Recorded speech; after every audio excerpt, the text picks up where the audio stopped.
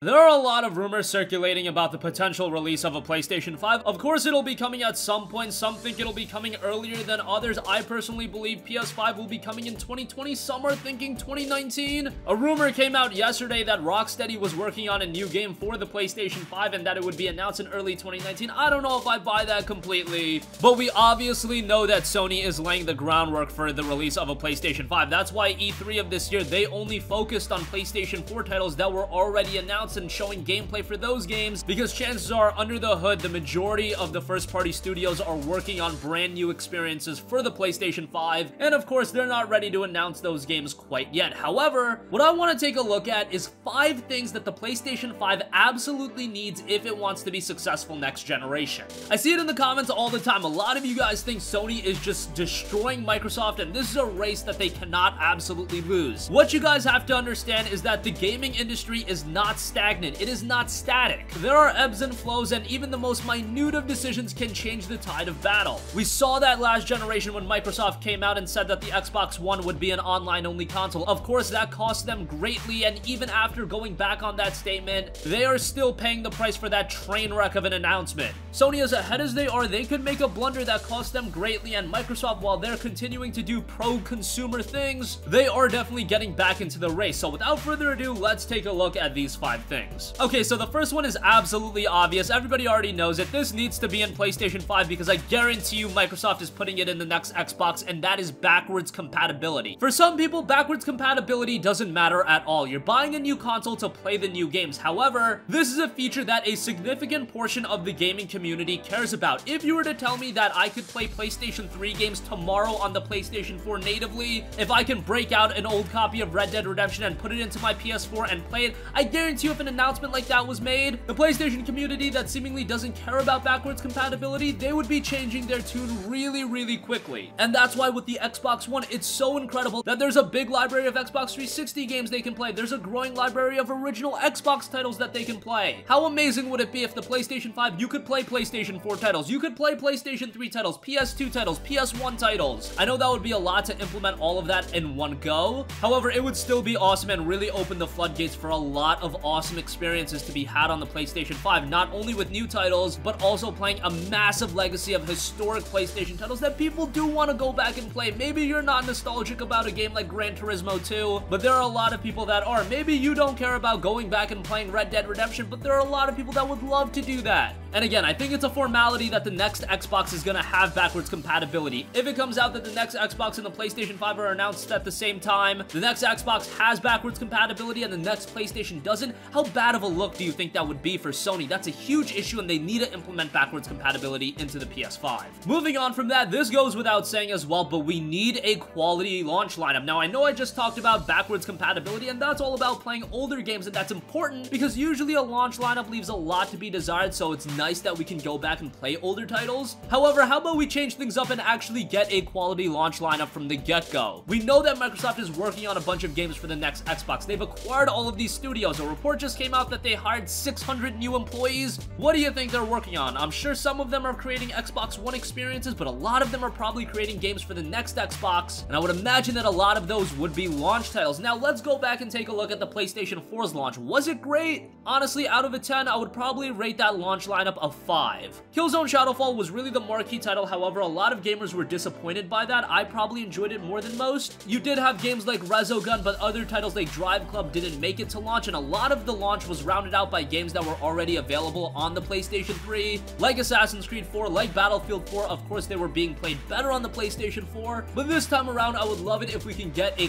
quality launch lineup from the get-go. Have at least that one marquee title that delivers. We haven't heard about what Guerrilla Games is working on. Maybe they're working on a Horizon Zero Dawn 2. Maybe that could make it to the PlayStation 5's launch. That's just speculation on my part, but a game like that headlining the launch, I think would do it wonders. I know we got Killzone Shadowfall, but that game did disappoint. Hopefully this time around, I know I'm pegging it on Guerrilla again to deliver, but they have a lot of studios at their disposal outside of Guerrilla. Some other studios offering quality launch experiences would be fantastic.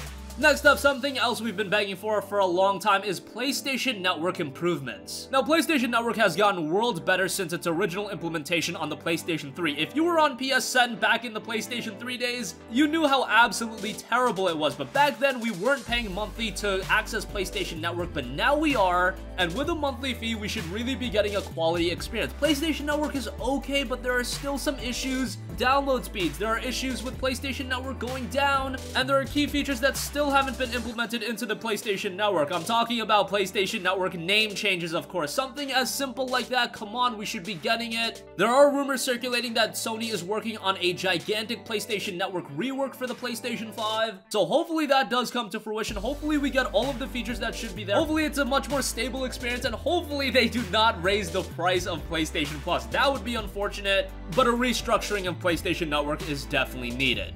Next up, number 4. Now, this is taking another page out of Microsoft's book, but PlayStation Now improvements, the possibility of first-party games being included, that's something I would really like to see with the PlayStation 5. Now, I know that Sony has recently introduced PlayStation Now offering downloads for PS2 and PS4 games. Unfortunately, PS3 games, which really makes up the quality of PlayStation Now because they're not playable on the PlayStation 4, your only option in playing those titles is to stream them, and that's disappointing. I think streaming will be really cool in the future, but right now in 2018, even in 2019, 2020, 2021, we're just not there for everyone to be able to stream these games. That's why Game Pass is such a high quality service, because you can download hundreds of games, and now best of all, Microsoft is including their first party titles in Game Pass. Now, some of you might say, what first party titles does Microsoft have? Well, they are coming up on the release of Forza Horizon 4, and that game is currently sitting on a 92 on Metacritic. Looks to be one of the best racing games ever released, and the fact that you can play that game for just a $10 a month investment, and on top of Forza Horizon 4, you get a slew of other games, and you will be getting other Microsoft first-party titles. By the way, like I mentioned with the launch lineup, Microsoft is actively improving their first-party, so that notion of their first-party not being great right now, that's not gonna hold true forever. We know that they've acquired all of these other studios. They're creating new studios, employing more developers. It goes without saying that their first-party is gonna be better, and a couple of years from now, if Game Pass is still around, if it's still $9.99 a month, and you are getting high-quality exclusive after high-quality exclusive being included in Game Pass, and with PlayStation 5, we're still paying $59.99 for each exclusive? Well, to the naked eye, which platform is the casual consumer gonna go with? They're gonna go with Xbox, because you can just pay $10 a month and get access to all of these great games. And another caveat is that Game Pass is $9.99 a month. PlayStation Now is a whopping $19.99 a month. Yes, it does have a bigger library of games, but in my opinion, the majority of that quality lies in the PlayStation 3 library, and for a lot of people, those games are just completely inaccessible because they can't stream games, and even if they can, it might not be the most ideal experience. PlayStation 5, I would like PlayStation Now to offer downloads on all games. I would like PlayStation 3 games to be playable on the PS5 and us have access to those titles. Maybe a price restructuring with Game Pass being $9.99, and in my opinion, just being a better service right now. PlayStation Now just pales in comparison, and I would really like to see improvements made on that end, because we know that gamers are more inclined for these subscription services. If they offer us access to all of these games, who's gonna say no to that? Now, I know asking for all of Sony's first-party games, that might be a little excessive, but again, if that's what Microsoft is gonna be doing with the next Xbox, if they're going to be offering all of these first-party titles, if they get their first-party to a level where it's at least comparable to Sony, then Sony might have to change their tune. I think they just need a restructuring of PlayStation Now entirely, and I do think it could be a quality service, even though there aren't too many people signed up to it now.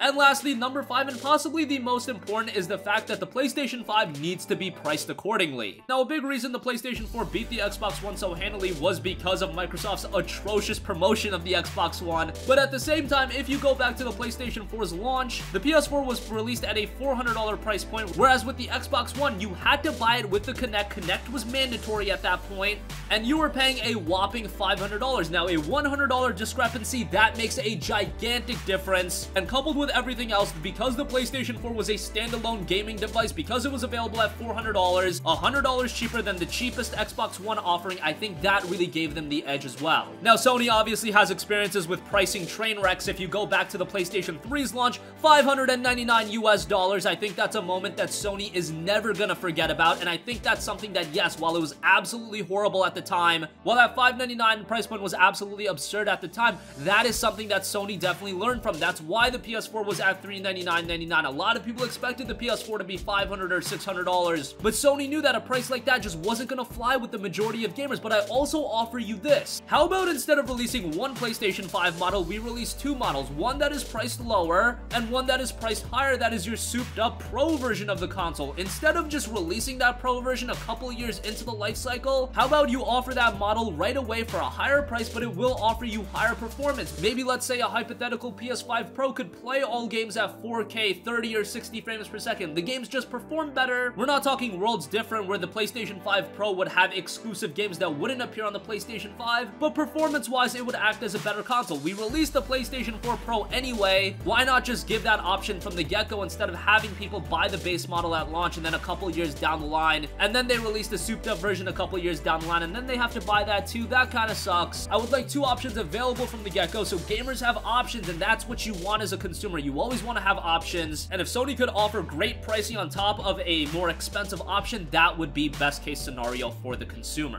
So I leave you with those 5 things. Of course, we can ask for a lot of other things, but I think these 5 things absolutely need to be in the PlayStation 5. I think that would really make the difference, and I think with the next Xbox, Microsoft is planning a lot of big things, so Sony really has to step it up with the PS5. Right now, people are seeing the Xbox One as a more and more capable option. The only issue is the first-party lineup just isn't there, but we know that Microsoft is working on that. So if they get their first-party lineup to a point where it's comparable to PlayStation, and they have all of these incentives like backwards compatibility, like Game Pass, like a quality online service, well then I could definitely see the next Xbox beating out the PlayStation 5, but that's what we want. We want competition. We want Sony and Microsoft going head-to-head. We don't want to blow out, because in this case, it's gonna be the best for the consumer. So I definitely want to hear what you guys think. There's definitely a lot of other things gamers want, but sound off with your thoughts in the comment section down below. Thank you for watching, and goodbye.